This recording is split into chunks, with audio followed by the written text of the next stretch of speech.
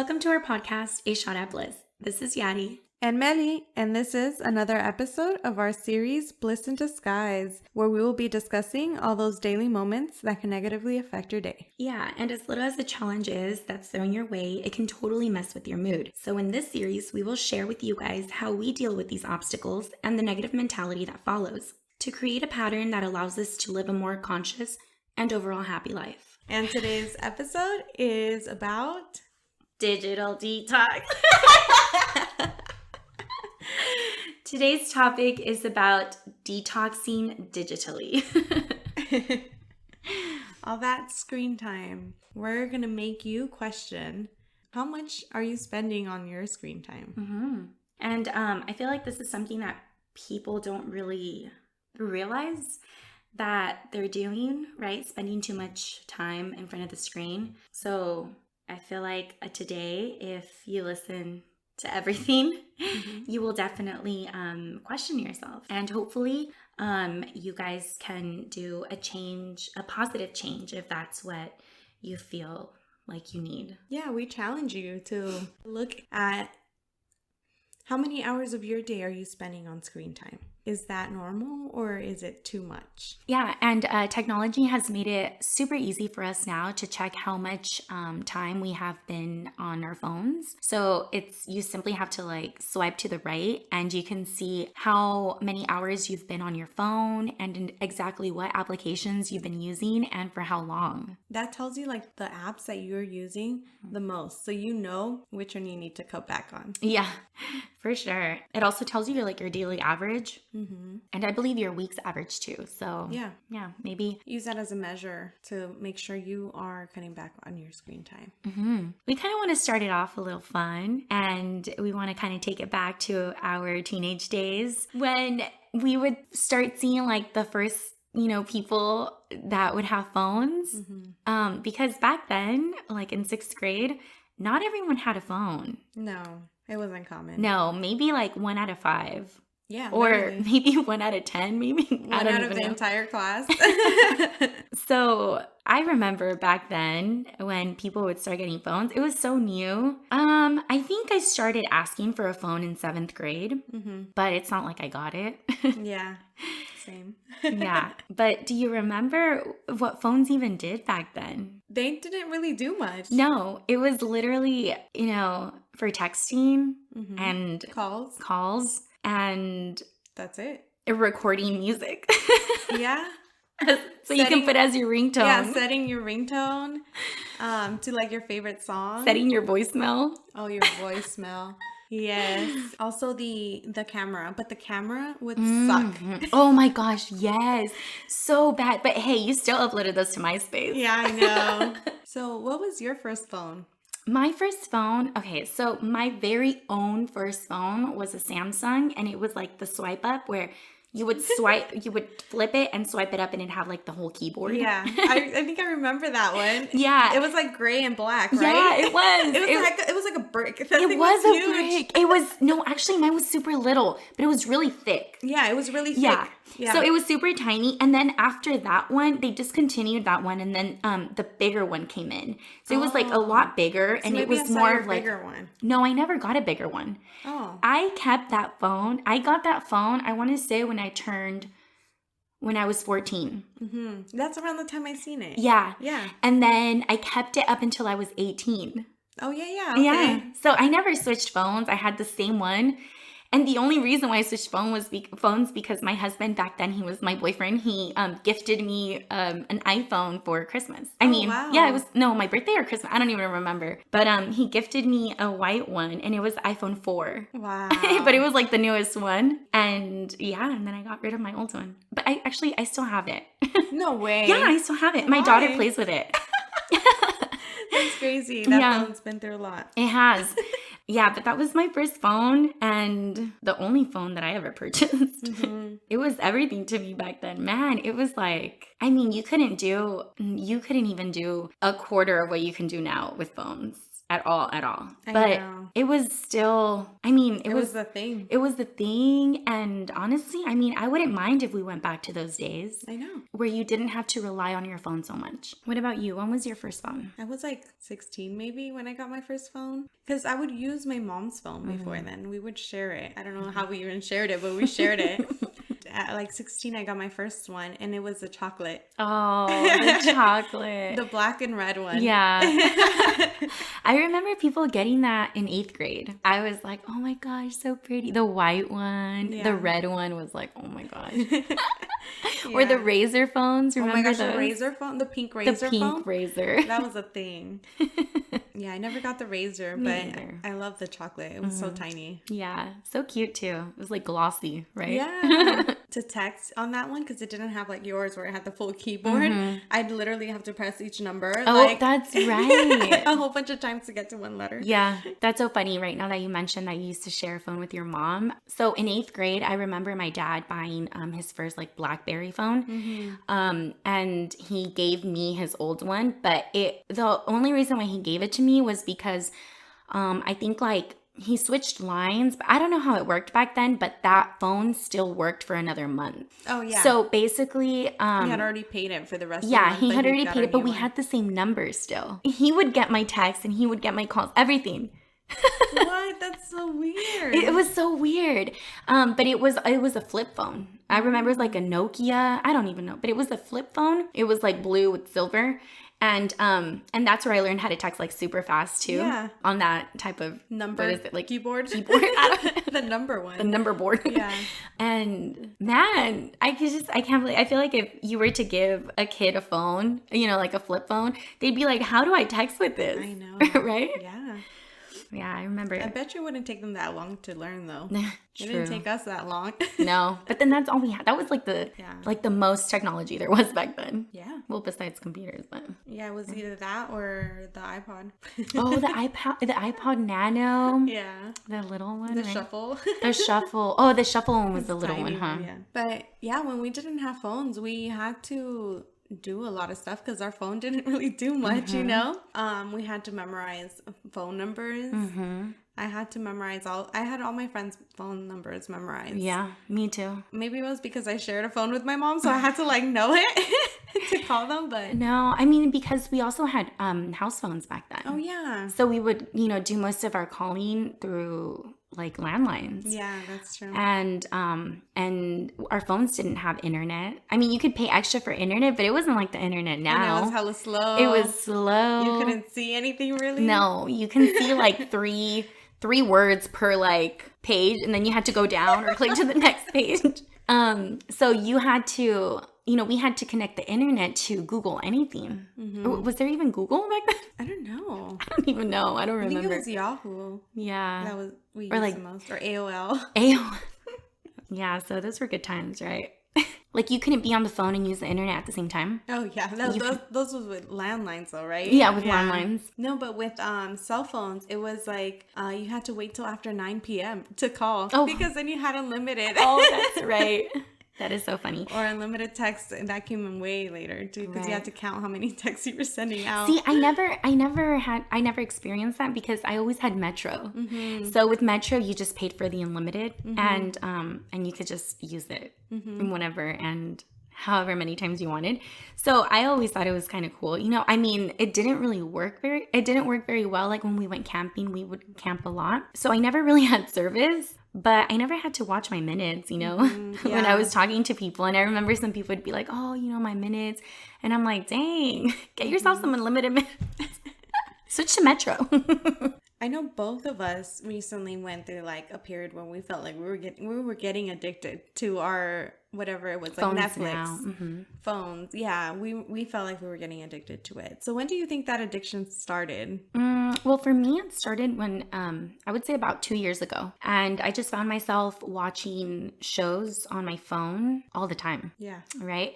I wouldn't really do it like during the day because I had the kids. But as soon as like my husband would get home, as soon as I put the kids down, like all I wanted to do was just sit on the couch, lay on the couch. I lay on my couch and watch Netflix. On my phone, though. I don't even like watching it like on television. Like I wanted to watch it on my phone. Wow. Yeah, weird.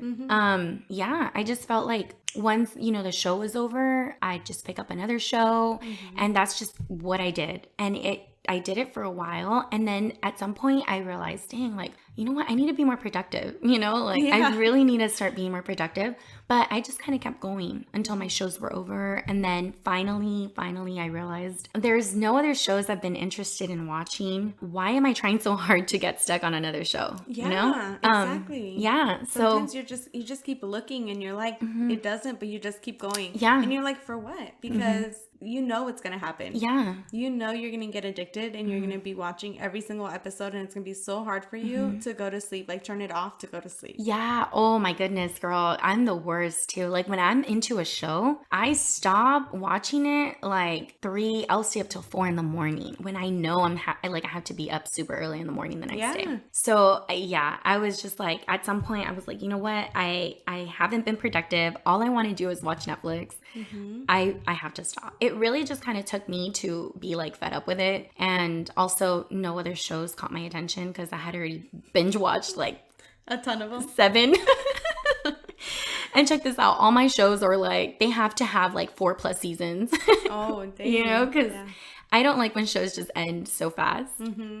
Especially because I go through them really fast. But yeah, I realized that, I was just kind of like on my phone all the time, right? I knew that it wasn't okay. You weren't doing anything else. I wasn't doing anything else, and how about you? Yeah, for me, it was the same thing. I was getting into all these new shows because Netflix all of a sudden had all of them available, and it was every single episode. And then as soon as you finished one, you could easily find another one because you hadn't seen anything much on Netflix when it first started. So when I first started being addicted to Netflix, pretty much, it was while I was in college. I started realizing that I was like super tired. Like I was super not productive. When I should have been studying, I was watching Netflix. And then if it was a new show, I would continue watching it. Like I wouldn't stop. Like you said, I would go to really late in the morning knowing that I had other stuff to do and I had to wake up early. Once my show finished, like the same thing, I realized I should be doing other stuff. Like this is too much. Like I watch way too many shows, and I spent way too much time. Like I would go through shows hella quick, and I was like, that's not okay. Like I guess I had already done it, but I couldn't keep going like that, Yeah. So I realized that in order for me to get through school and finish school, I really needed to stop. But I didn't stop doing that until like my last year in college. So it went on for a pretty long time. It did, yeah. It did go on for a really long time, especially the summers. Oh, man. Yeah. But yeah, it took me realizing that I should be spending the time doing other stuff. And so I stopped watching new shows, and I just stuck to watching my good old like favorite shows that were like, those comedy shows kind of thing. And I already knew them by heart because I watched them. So it was just reruns all the time. And if I was watching Netflix or if I was watching something, I would put on reruns because I knew I wasn't going to be paying attention to it. It was just like kind of like background noise. Yeah. So that's how I got out of my Netflix addiction. See, that's a good alternative though. Yeah. I mean, yourself. That's the only thing that worked for me. Yeah. I think it's just about knowing yourself, and knowing what works for you, because that worked for you. But see, for me, if I put on my favorite show, even if it's a rerun, even if I know that show by like memory, I will still sit down and watch it and be like stuck on it. Yeah. So I can't do that. Definitely, I have to like, when I detox all the way because there's no in between with me. Yeah. It's all or nothing. There's other people like that. Yeah. Yeah. It doesn't work for everybody. So it really takes you knowing yourself, what works for you, in order to find a balance. Why was it that you felt the need to watch Netflix all the time? I mean, I know that, you say you felt addicted to it. But like, what was it that drove you to just, wanting to do that all the time? Did you not have, like the drive to, instead of watching Netflix, I'm going to go like hang out with friends or something, right? Yeah. Or Yeah, sometimes I would just want to stay home and watch TV. Yeah. Yeah. It was I guess I enjoyed the type of show it was. I enjoyed the jokes. I enjoyed how happy and like light they were, you know? I kind of feel like I used it as a way to escape like my current like situation, you know what I Like mean? the stresses of Yeah. school and stuff. Yeah, to escape the stresses. It's just like a way to procrastinate, you know? Yeah, A way to basically, yeah. procrastinate and be like, yeah, not stressed, like while you're doing it. But then as soon as it'd be done, you'd be stressed again because then you're like, oh, dang, I still have to do this work. Yeah. You end up even more stressed. Yeah. If you think about it. But what about for you? Why or what is driving you to, or what was driving you to What watch drove so me? I many? just feel like when I think back, I think that maybe I was just really stressed out throughout the day, you know, with the babies.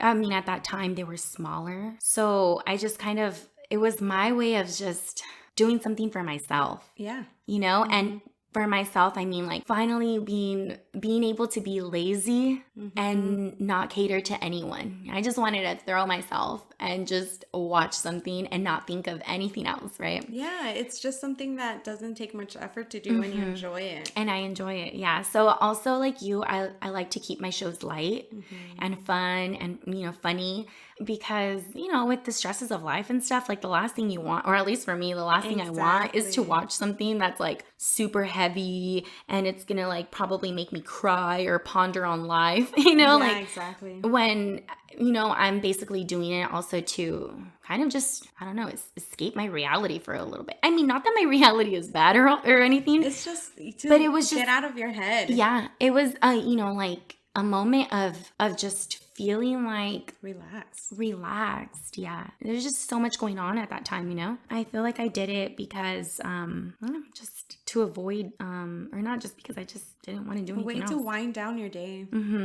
But then it just got out of control, you know. Yeah, it was just too much. Yeah, because then I mean, there's so many other ways to wind down your day, right? And honestly, being in front of the screen, you know, whether you're watching Netflix or you're just scrolling through social media or through Pinterest, it's not productive at all. You know, like you don't get anywhere really. So And then I know like after college, I started working, right? So I was, or even in college, I was working with computers. So it was like at work, I would be on the computer. For school, I would be on the computer. So I always had a screen and then I would go home and I would want to watch TV or watch Netflix. And that was also another screen. And so by the end of the day, my eyes were like tired and they would just feel so dry. Like every day I have to put eye drops because my eyes are just super dried out. yeah. And it's because of the screen. Yeah, no, definitely. That's definitely a side effect. That happens to me too. I literally tell my husband, I can feel like my left eye burning while I'm watching, while I'm in front of the screen, like, well, my phone, because it's so close to me. And he just looks at me like, But that's why not your normal. left eye? I don't Just know. your left eye. But I just feel like it gets so tired. Like it's just so strained. But the same, you know, like I work in front of the computer all day. And then I just, you know, after I'm done, I'm on my phone and it's just Constant. heavy on my eyes, my eyesight. And I mean, as it is, I have astigmatism and I don't have the best eyesight. So I just feel like it strains my eyes so much. And then I get headaches too. It's not just, you know, that you're not productive when you're on your phone or, you know, in front of the screen, but it also has a lot of negative side effects to it. But yeah, I mean, if you guys have ever experienced, you know, like the dryness in your eyes or headaches like us, it's actually called computer vision syndrome. If you guys want to look that up, it's a thing, guys. So we're not making this up. I felt like I was crazy for a while because my husband would look at me like I'm crazy when I told him that my brain hurts from being on the screen, like in front of the screen so much, but it's a thing.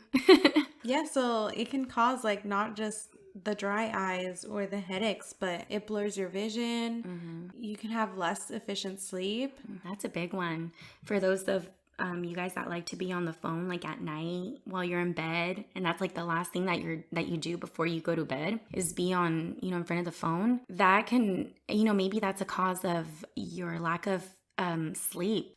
So if you find yourself like feeling tired in the mornings, maybe, you know, take a deeper look into your night routine, and try to cut back on screen time right before bed. I mean, they do say that cutting off on screen time an hour before bed is ideal.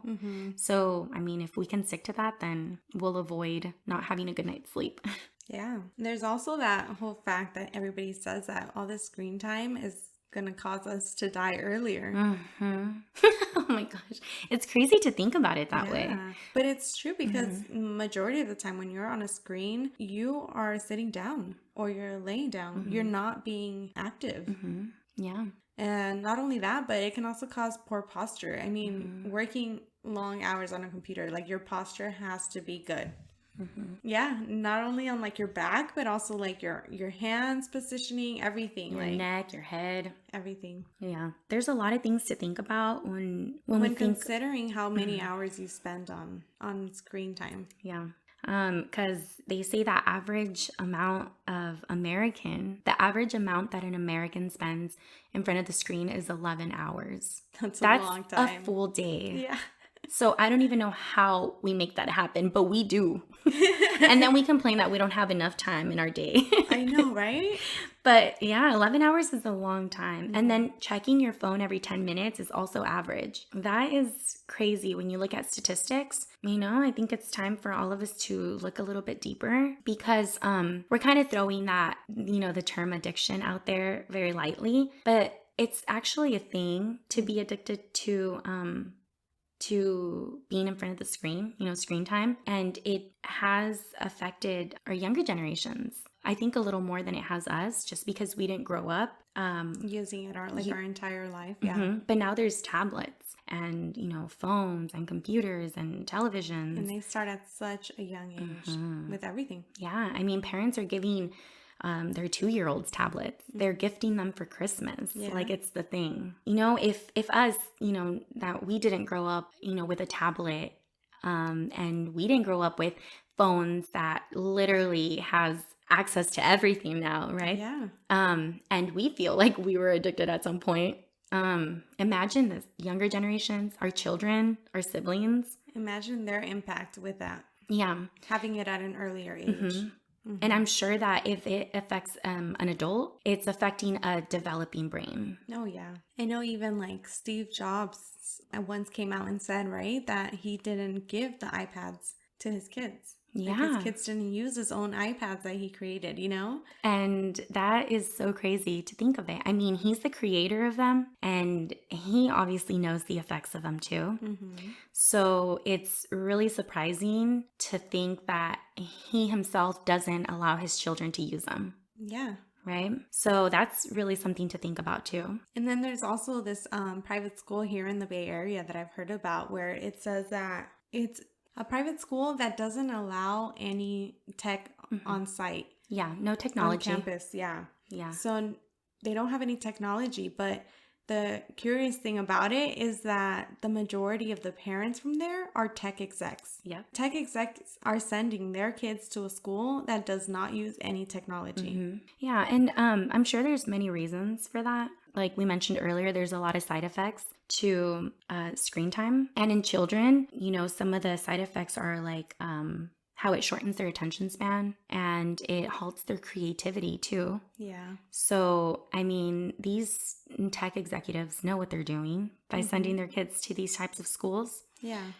So I think that bringing awareness to that, to our communities is really important. Because, sometimes we're not aware, like sometimes our parents are not aware of the impacts of technologies. It's an easy way for you. That's the norm now. Everyone has an iPad at home.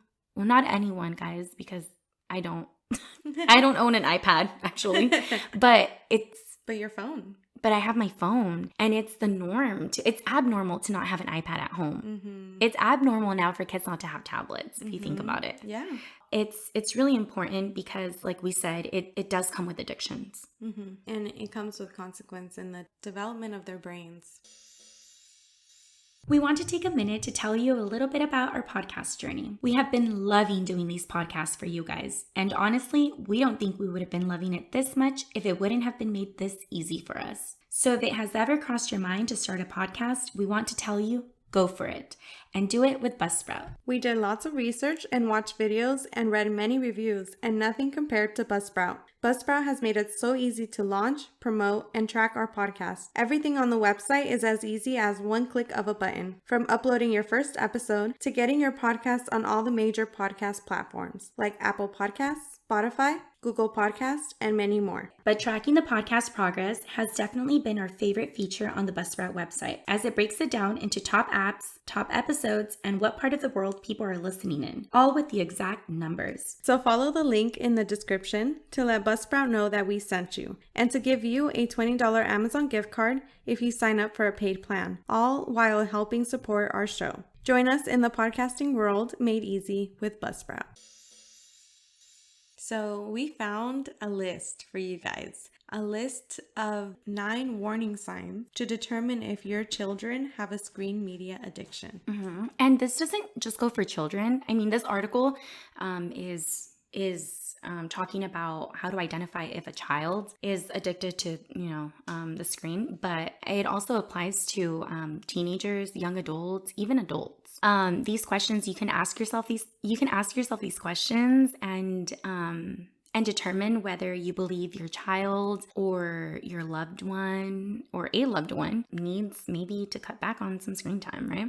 Yeah. So is it hard for your child to stop using media, like the screen media? And I think that's kind of, it'd be hard to determine that, right? Because if you don't put limits, you won't know. Oh, yeah. Right? Is screen media the only thing that seems to interest your child, right? Mm-hmm. So in this case, I have 2 little ones. And if I were to tell my daughter, hey, put the phone down, let's go outside and play with the ball. Mm-hmm. She'll be right on it. She'll be like, yeah, let's go. But if I tell my son that, he'll be like, okay, wait, mommy, let me just finish this. Like he will want to, but he rather finish what he's doing and by finish what he's doing, yeah, I mean on the phone, yeah. And he'll finish that, whatever game he's playing, and then he'll play again.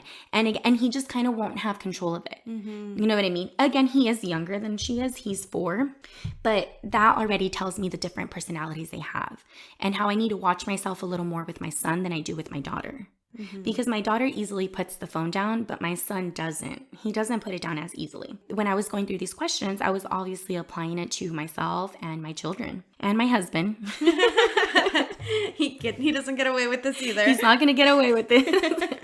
Yeah, that's a question. Question number 2 to ask yourself. Does screen media the only thing that seemed to motivate your child? The third one, screen media is all my child seems to think about. And I think you can know that if your child is constantly asking for the phone. Oh, yeah. That's a good way to test that. And I've heard my children actually ask for the phone in different ways. No way, that's interesting. Mm-hmm. Like they won't directly ask me for the phone anymore because they know my answer. But my daughter will be like, "Oh, mommy, I have something really cool to show you. Do you want to see it?" And I automatically know that she's not going to show. She wants the phone, right? So I'll be like, "Oh, yeah, sure. Oh, let me just see your phone real quick. I need it. It's because this girl on YouTube," and then she started. Going off about this episode on YouTube. She's smart. So that's her way of still watching YouTube, but with my permission and with me, engaged with her. Mm-hmm. I just feel like that's, a moment where you realize, okay, she's obviously thinking about YouTube, mm-hmm. right? When she approached me, she was thinking about wanting to be on the phone. Yeah. My child's screen media interferes with family activities. So I think maybe this one applies for older kids, just because when, kids are younger, you kind of have control over them, when they watch it, when they don't watch it. If it's dinner time, you tell your child, oh, it's dinner time, like you take the tablet or the phone away. But with older kids, you don't really have much control anymore, mm-hmm. right? Because, they're older, they're 15, 16, they're doing their own thing now. But if you realize that your family comes over and you guys are going to eat or there's a barbecue going on and, you tell your child, hey, come out here, your family's here, and they just don't want to because they're in front of the computer, whether it's, gaming or watching YouTube or whatnot. I think it's easier to determine this in, older kids by their answer, by whether or not they come out and interact with family. It kind of goes with what you were saying about your son, where you told him if he would want to go outside and play ball with like your family, and he would rather keep playing his game and not even notice it, but he does. Exactly. And see, with him, I can still take it away from him, and he'll be like, maybe whine a little, but that's it, right? But if I were to let him, well, this is my opinion as a parent and how I parent my children. If I were to let him, he will grow up thinking like it's a choice, And for me, I don't ever think it's a choice, the phone or family. I feel like if there's family over, you're going to interact with family. If your cousins are here, you're going to play with your cousins. You're not going to be in front of the, screen. Because you can do that on your own time. And you do that on your own time already. Yeah. There's no need. So it obviously starts when they're young. Yeah, that's a perfect example though. Question number 5, child screen media use causes problems for the family. Problems. Again, it could probably be with older kids, right? Because they kind of put their foot down a little more. They're a little older. They feel like they have the right to do things that they want to do. In this case, they feel like they have the right to be on social media all the time or on YouTube all the time or gaming all the time. But if it legit causes problems for your family, telling them no and it's just, a constant battle, then that's definitely a sign of, having to cut back. Yeah. Also, there's withdrawals that children go through, and they become frustrated when they cannot use screen media. But it's just like, if you think about it, all these, questions that you're asking yourself when it comes, if your child is having too much screen time, are questions that you can ask yourself with anything, with any type of abuse. Right? Like avoiding being with family and friends because you want to, be in front of the screen. It's the same as avoiding family and friends because you want to use drugs, right? Just any type of abuse.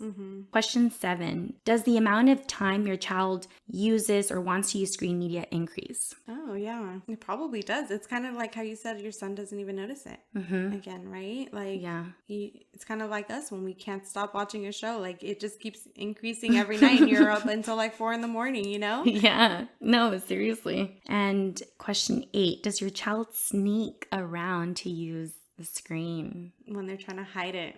Because they know they can't use it, but Sneaky. they still try to hide See, and it. I feel like a lot of parents would justify this and say, "Oh, all kids are sneaky."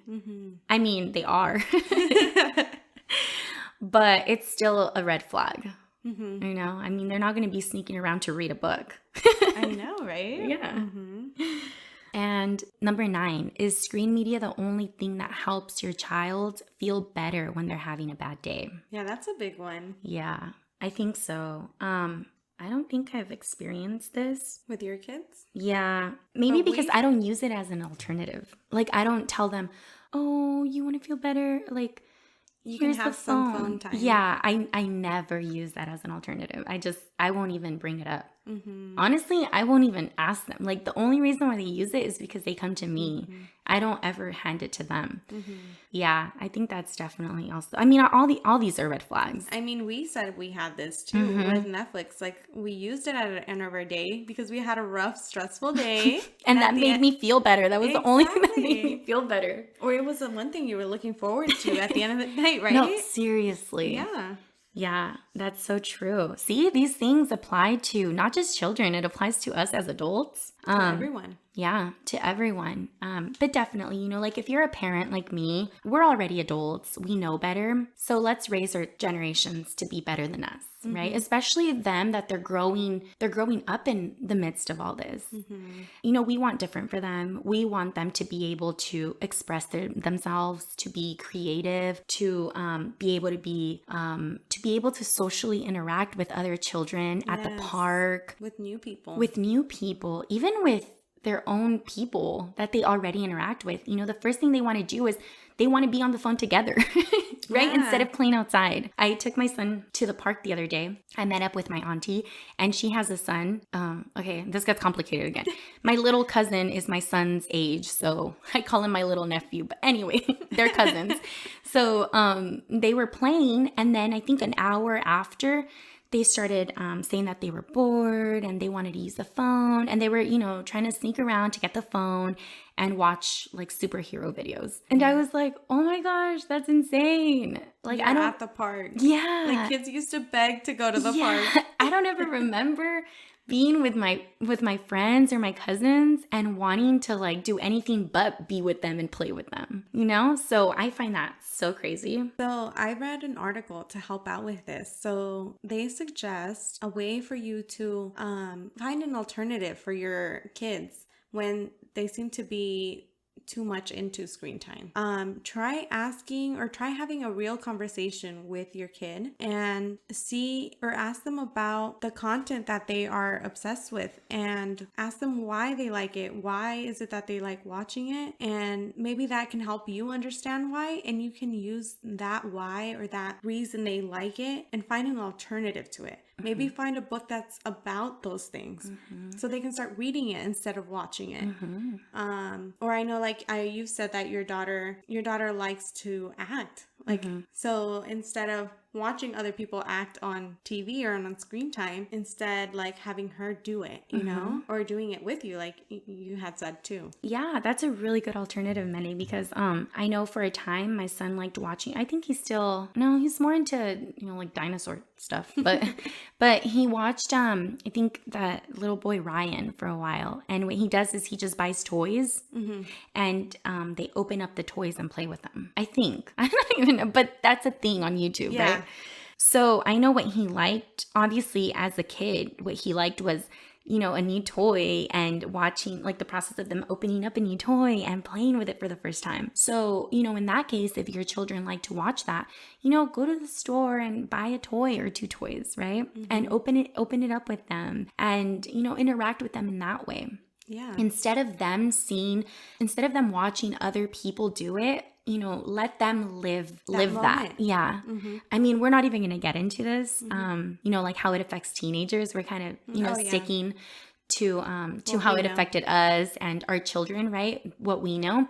For those of you who do have teenagers, you guys can find a lot of articles on how it affects their confidence, their self-esteem. And I think it starts, as they're little, these kids watching other kids like with a bunch of toys and, they don't know limits. They think that all kids should have so many toys like that, and just because, or the fact that they don't have a bunch of toys like that, they don't get to open new toys all the time, like the kids on YouTube, it starts affecting them. And we don't want our kids to grow up thinking that that's normal or thinking that they should have, new toys every day.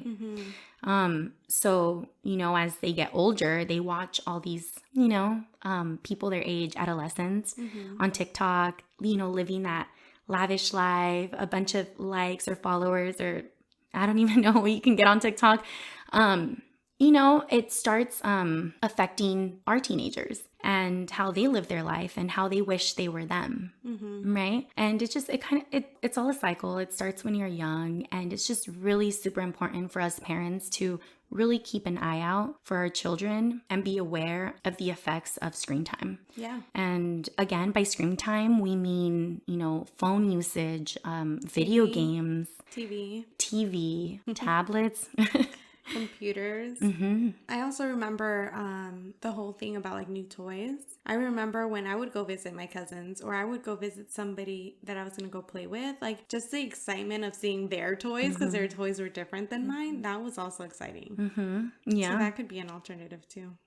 Taking them to new homes and playing with other people's toys. Yeah. Maybe not right now during this COVID, but I know, guys, I'm just playing them. That was a joke. It's supposed to be funny.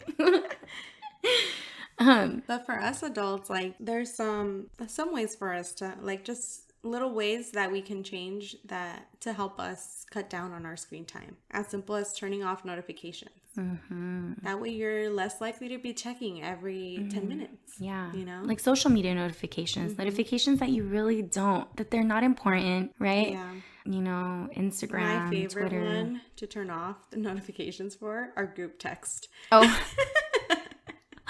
So you really go all the way. You do text. Yeah. Yeah. Well, group texts, they come in all the time. And it's like, no, I'll check it on my own time. Yeah, I know. I haven't been. I've usually always been really well with like keeping up, with like texting. Mm-hmm. But lately, I haven't. I don't know why. But it doesn't bother me. I usually put my phone on silent, so I don't even have to worry about that. So turn off notifications or put your phone on silent. Yeah. Not watching any new shows. I know I mentioned that. Just if you're a Netflix or Hulu if that addict. works for you. If that works for you. Yeah. Keeping your cell phone away from you when you sleep, or, as soon as you enter your room, just kind of leaving it like on the nightstand away from your bed. Because I know you mentioned, Millie, that you put it on your nightstand, but your nightstand is like super close to your bed, like in your reach. It's like my head could probably reach it. So maybe just leaving it somewhere else further away. So, once you kind of hit your bed, once you lay on your bed, you don't want to get up, right? I mean, if you're like me, you're just kind of like, I'm laying down already. No, yeah, you're not likely to get up. Yeah. So, maybe doing that, so you won't be laying down on your phone. I mean, let's be honest. Like, what's so important, right? That can't wait. But man, social media is just crazy. It just kind of has a hold on everybody, on us. TV shows too. Yeah.